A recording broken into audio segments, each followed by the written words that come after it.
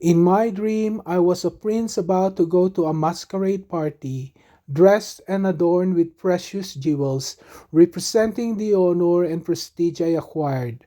Wearing a mask carefully crafted to fit my face, this mask representing my pretensions to hide, to protect my ego, to hide my inadequacies and shame.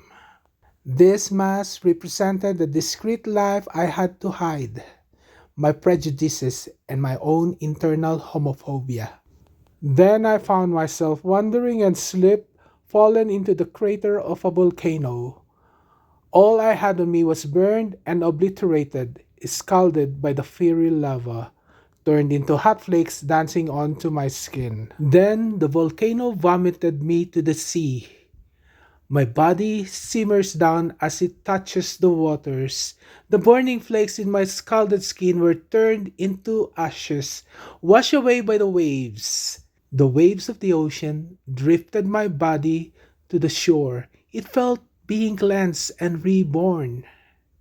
The dream has shown me how my life experience transformed me.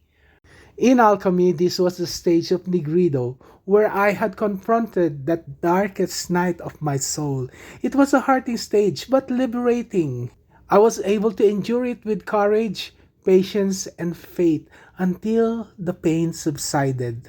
This could be indicative of going through the second stage of my transformation, the albedo, the whitening stage where the dirts were washed away to bring out the real gem in me.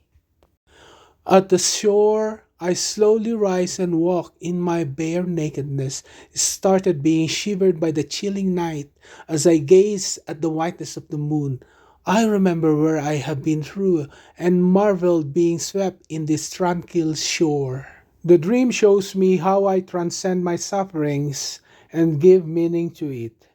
As I continue walking, I saw a group of men in white robes gathered around a bonfire. I hurriedly walk towards them to get a share of the fire to warm myself, but they drive me away, seeing I was naked. This dream was showing my ongoing struggle.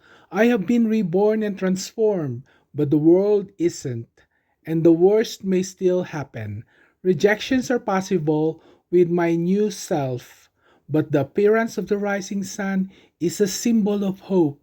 I saw the sun started to rise as it gives me warmth. The sun represented the third stage of alchemical transformation, the Citrinitas. It is the stage of enlightenment as I reflected and meditated on the meaning of my sufferings and how these maladies were sublimated and assumed new realizations. Still shivering, I saw red steam visibly emitted by the sun. It was warm and hot. I whisked my hands on the steam to spread it around me. I was dancing with the steam as it gives me more warmth. The steam created in me a red cloak, so I continued to dance with it.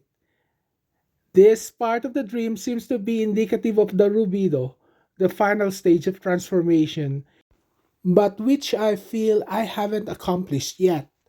The red steam itself symbolizes Rubedo. It is an invitation for me to make use of it to create lasting significance.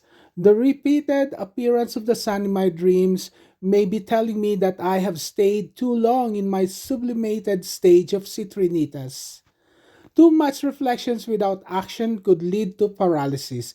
The call of Rubedo is a call to action. I was reminded of an activist song, Bayan Ko. The activists during the martial law era added some lyrics toward the end of the song that stirs much emotion that has driven us to action and clamor for change.